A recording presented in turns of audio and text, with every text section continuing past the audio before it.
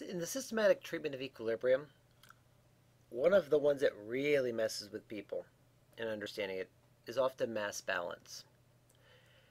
And that's because they come into it really having a confused idea of what they're doing. And that's understandable because what we're doing is something very exotic for chemists. We're acting as fortune tellers. Now, what do I mean by that? That sounds kind of ridiculous to say. Suppose that suppose we got phosphoric acid, and let's say that we know that we're starting out with it, and we're about to dump it into some water, and its initial concentration is going to be 0.50 molar. In other words, we know how many moles we have when we dump it into our final vessel at instant equals 0, before anything has dissolved or dissociated. This is the concentration we have. Well, we need to be able to distinguish between how much of this we have at instant 0 and how much we actually will have at equilibrium. And so one of our important terms we're going to get is formal concentration. Oops, there's no S in formal.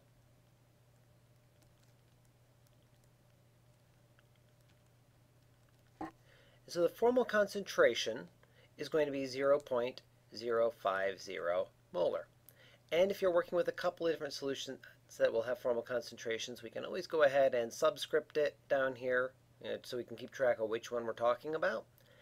You'll never go wrong having too much rigor.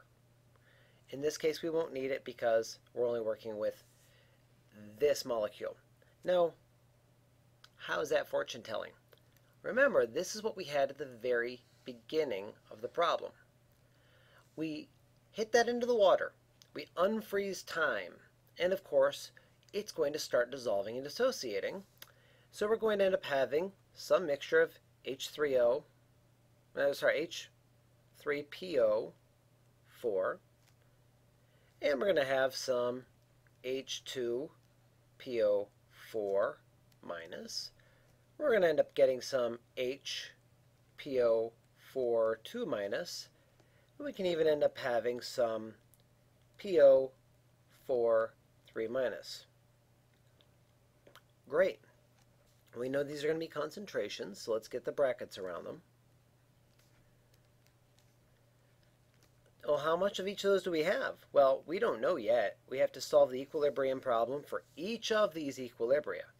As it equilibrates between these two phases, equilibrates into these two, which is pulling some and forcing this to do a new equilibrium.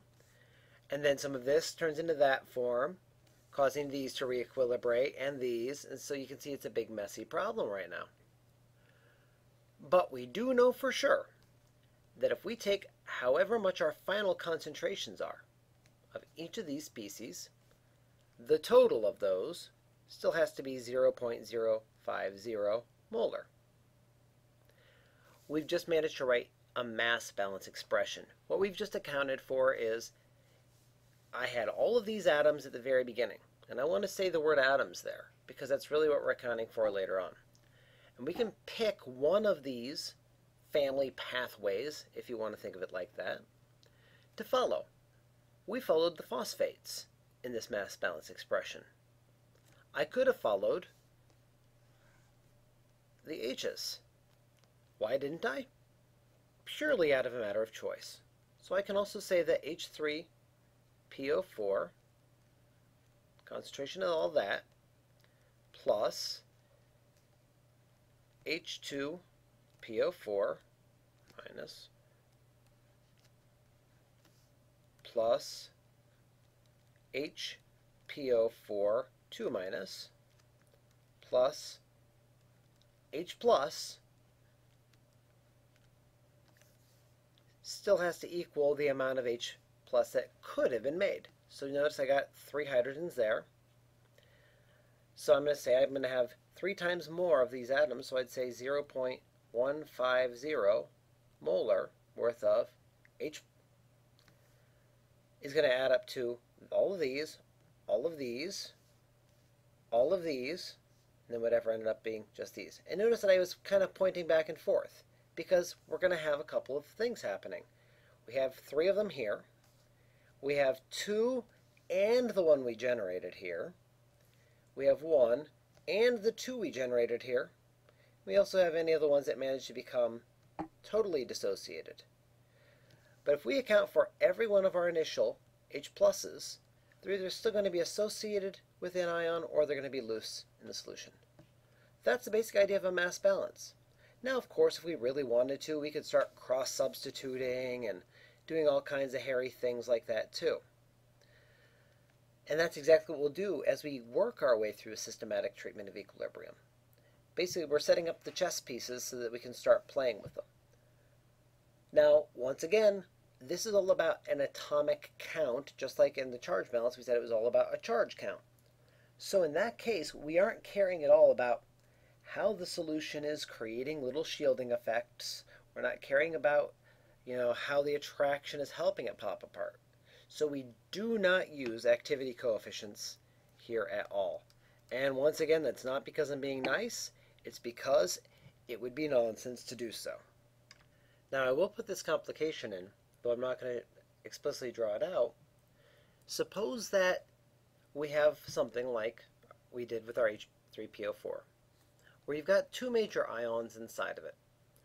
And when those ions dissociate, then one ion ends up doing a bunch of other kinds of chemistry, and the other ion also does a bunch of kinds of chemistry. What we can do then is look at the progeny, all the fates of each of those molecules, and put them all back into our tarot deck of possibilities for that side, because all of the final forms of form A still has to add up to the amount that we would have had. All the final amounts of form B still has to add up to the same number. And so we can kind of just set up an equilibrium expression, an expression showing those numbers, and look through some of the fates. Now, if you've got the 8th edition of the textbook, you can see them do a quick example of that at the top of page 152, using LaIO33. I'm not going to go through that one in great detail here because I want you to work through a couple of these examples anyway. But definitely take a look at that and try to see what you're really doing. I mean, you're really just saying, here's how the molecule started, here are the possible fates of that molecule out of all the possible fates that still has to add up to the original amount.